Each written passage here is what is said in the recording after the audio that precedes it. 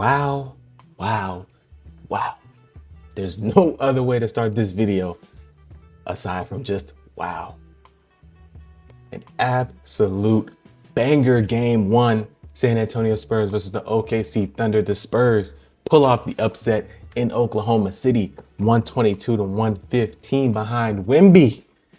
And then 40-20 game and double OT.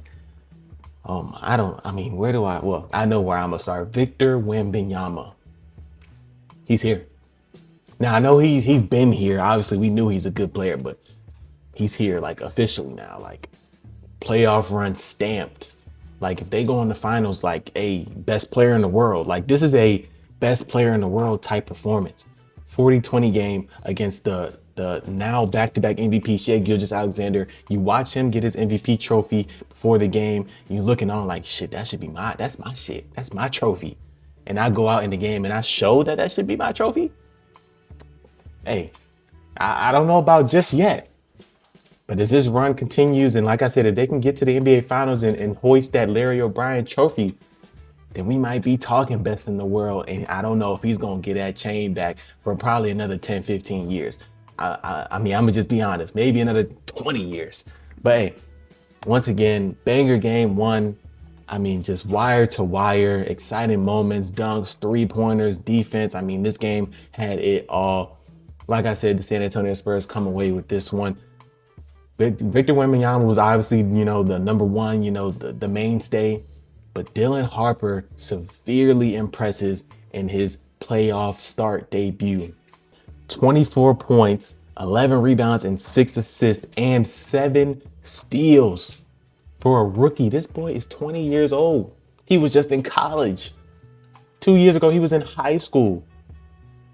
Like, he can't even legally drink yet, and he's dropping near triple doubles in the conference finals. I mean, just everything about him in this game was phenomenal. Aside from the shooting, he was 1 for 7 from 3. But the way that the pace that he was playing at, he's getting to his spots, he's playing angles, he's getting to the rack, and it almost seems like, especially in transition, if he's getting to the rack and it's a one-on-one, you may as well just get out the way or just get back on offense because it's going to go in. The layup is going to go in 99.9% of the times, it seems, when Dylan Harper is in transition. Stephon Castle, he struggled a little bit, but he also had a solid game, 17 points, 11 assists, 11 turnovers.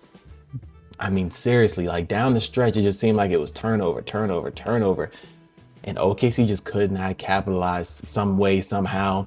Another name that I want to give a big shout out to that I don't think is getting a lot of love, Carter Bryant. Now, he only had 3 points, and I think he only played about 14 minutes. Yeah, he only played 14 minutes, but a plus 10, and that is because his defense on Shai Gilgeous-Alexander and his defense in general, chef's kiss. I mean, shutting down drives, shutting down counters. He did have one play. He played amazing defense. Shai gets him on the pump fake and he gets a foul. But other than that, man, not a lot of bad defensively from Carter Bryant. Now, offensively, especially when he first got in, you could tell he was nervous. He was running into people. He was just shooting anything. He calmed himself down. He made some really good defensive plays and gave them some really good minutes. The Spurs in general, is like I said in my preview video, last video, it's going to be really hard to navigate this Wemby situation if you're the Oklahoma City Thunder.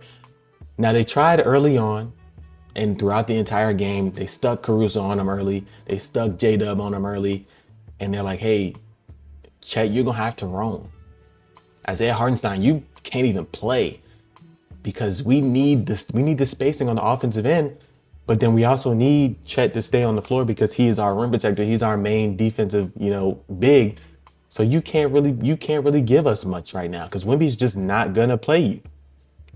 And instead, the guy that they don't play is Alex Caruso, and he has the game of his fucking life.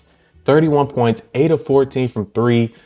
He played some really, really good defense on Wemby early on. Early on in the game, San Antonio was on an early run. Caruso comes into the game and he just lights a fire up in the OKC and, gets a bucket, gets a steal, gets another bucket, and OKC's right back in it. And this, they look fine.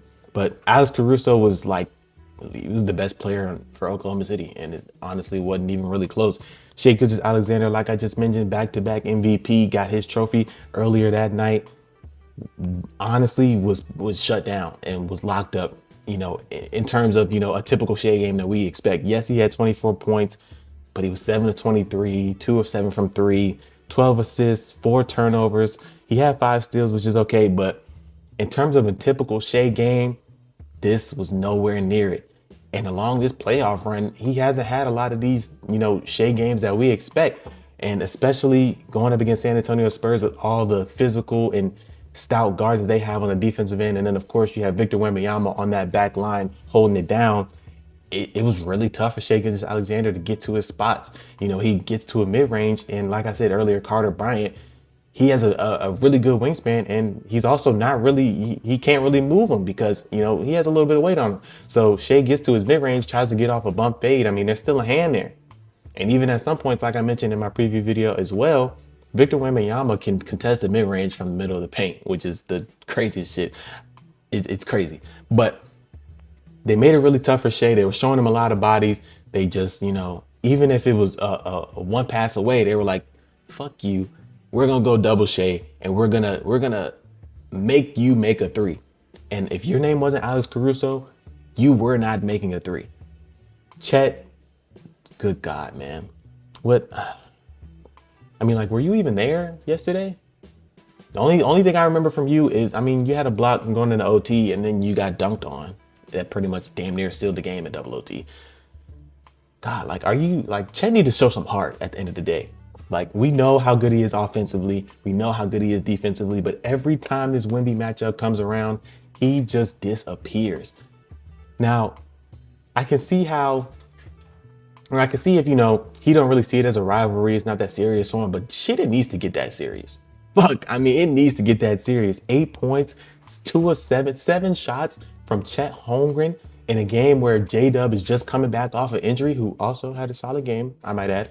But Chet, like, you've been the number 2 guy and at some points number 1 guy this entire playoff run so far. And then you get up against Wemby and you like shit yourself. Like, you just shit yourself right at midcourt, and you just can't have that. Like, Chet has to like grow up. He has to man up. He has to do something, whether they need to say, fuck, Wemby, talk shit about your mom, like something to light a fire up under his ass so he can get going, because OKC is really going to need that. Isaiah Hartenstein, like I mentioned earlier, he cannot really play in this series because of his lack of shooting, and OKC needs shooting because they need spacing, because if they don't have spacing, the Spurs are just going to gap up on them even more than they already did last game, and it's just a recipe for disaster in that sense. Like I mentioned, J-Dub, he had 26.7 rebounds. He had some really good moments in this game. Towards the end of the game, he kind of dropped off. He did have some big shots, but he also had the big doink miss that led to the Wemby deep 3-pointer. And honestly, it was a horrible shot. But,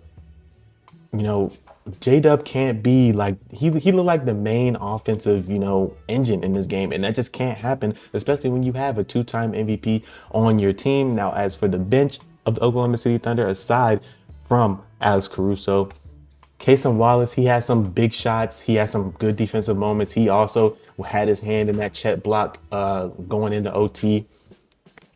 Jared McCain, 18 minutes. He had 7 points, 6 shots. I mean, solid. Had some good moments as well. But once again, not a guy that you can really play. AJ Mitchell was, non-existent. 34 minutes, only 4 points.